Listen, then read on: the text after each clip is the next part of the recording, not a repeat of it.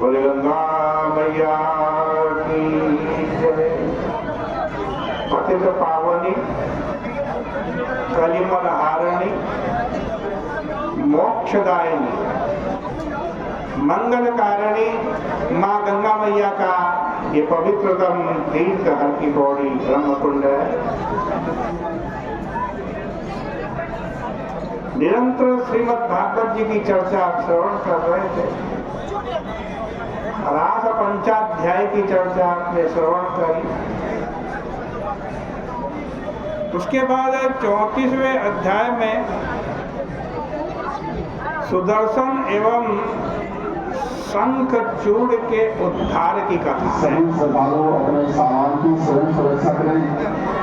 सुखदेव जी बोले, हे राजन, भगवान ने रासलीला द्वारा काम का अभिमान हरण किया और विद्याधरों के अधिपति सुदर्शन को भी शाप से छुड़ा करके अपने बस में कर ली। एक समय फाल्गुन का महीना था, शिवरात्रि का पावन पर्व था। देव यात्रा के समय जितने गोप थे वो अपने अपने शकटों पर सवार होकर के अंबिकावर में गए। यहाँ उन्होंने सरस्वती नदी में स्नान किया, फिर शिव एवं अंबिका देवी का गंध पुष्पादि से षोडशोपचार से पूजन किया। अब वो भगवान की प्रीति के लिए ब्राह्मणों को भोजन करा रहे थे। उन्होंने स्वर्ण आदि का दान किया और उस रात्रि वे सब केवल जल पीकर ही सरस्वती के तट पर सो गए। देवयोग से वहां पर एक विशाल अजगर आ गया और सोते हुए नंद बाबा को निगलने लगा वो अजगर। नंद जी कृष्ण कृष्ण कहकर के चिल्ला उठे। यह सुन गोपाल दौड़े और उस सर्प को जलती हुई लकड़ी से मारने लगे। लेकिन इतना करने पर भी उस अजगर ने नंद बाबा को नहीं छोड़ा।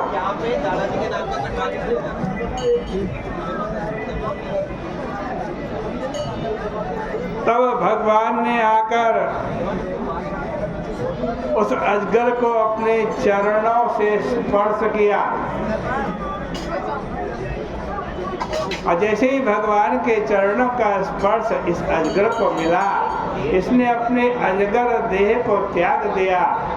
दिव्य आज विद्याधर बन गया। विद्याधर। भगवान ने उससे पूछा, तुम कौन हो? इस नीच योनि में कैसे आए? सर्प ने कहा, भगवान, मैं सुदर्शन नाम का विद्याधर हूँ। एक दिन अपने सौंदर्य के गर्व में विमान में चढ़ा उन्मत्त होकर के मैं घूम रहा था।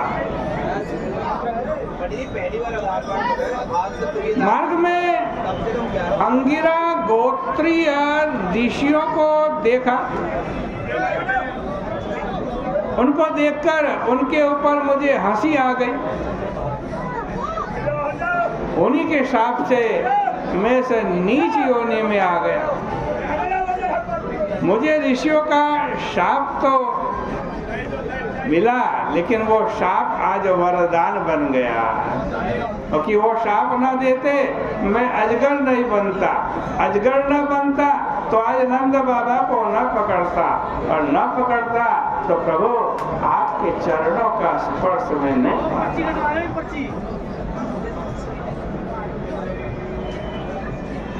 यह कहकर के वो भगवान को प्रणाम करके स्वर्ग चला गया और नंदादी भी ब्रजवासियों सहित कृष्ण का गुणगान करते हुए ब्रज में लौटा। एक दिन की बात, वन में रात्रि के समय बलदाव और कृष्ण अलग अलग मंडल बना करके अपनी अपनी पत्नियों के साथ क्रीड़ा कर रहे थे। साथ में सुंदर आलाप के साथ गान भी चल रहा था। उसी समय कुबेर का एक अनुचर जिसका नाम शंखचूड़ था, वो यक्ष था, वो वहां पहुंच गया। वह लाठी घुमा कुछ स्त्रियों को उत्तर दिशा की ओर ले जाने लगा। इस पर वे भगवान का नाम ले लेकर के जोर से चिल्लाई।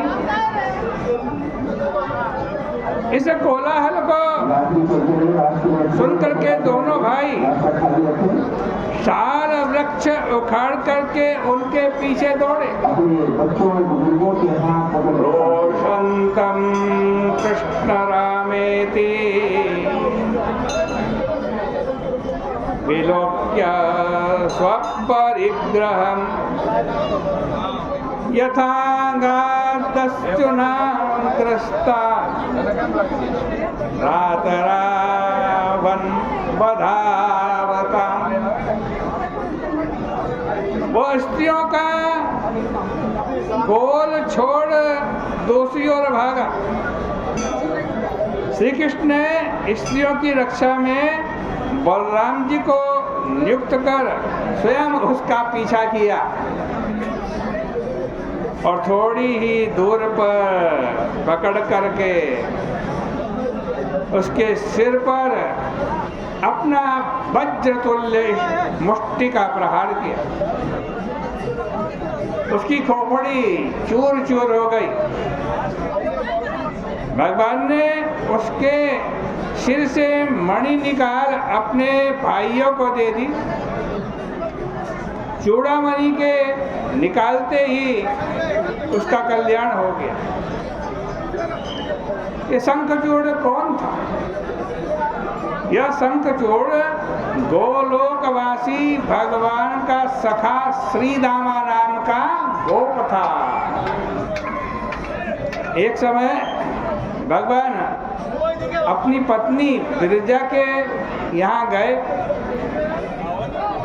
यह सुनकर के राधा जी के अंदर मान का संचार हुआ, अभिमान हुआ। भगवान उन्हें मनाने श्री दामा जी के साथ विरजा के निकुंज में पहुंचे। भगवान के वचनों से राधा का कोप शांत ही हो रहा था कि श्री दामा ने कुछ ऐसा शब्द कह दिया कि वे पुनः कुपित हो उठी और बोली, दुर्बुद्धे, तो गोलोक से निकल जा और राक्षस हो जा। इसी हिसाब से श्री रामा अलकापुरी में सुधन के घर उत्पन्न हुए और कुबेर का अनुचर हुआ। एवं शापेन श्रीरामा पुरा पुण्य जनालय सुधनस्य गृहे जन्म लेवे राजन् महातपः संघचूड़ दीक्षातो धनधानुचरो भव। इस प्रकार से श्रीमद् भागवत महापुराण के 10वें स्कंद का ये 34वां अध्याय परिपूर्ण होता है। बोले कृष्ण कन्हैया लाल की जय। प्रेम से आरती करें। आ जाओ बहन, आरती। आ जाओ भाई साहब, आप आ जाओ, कोई आ जाओ।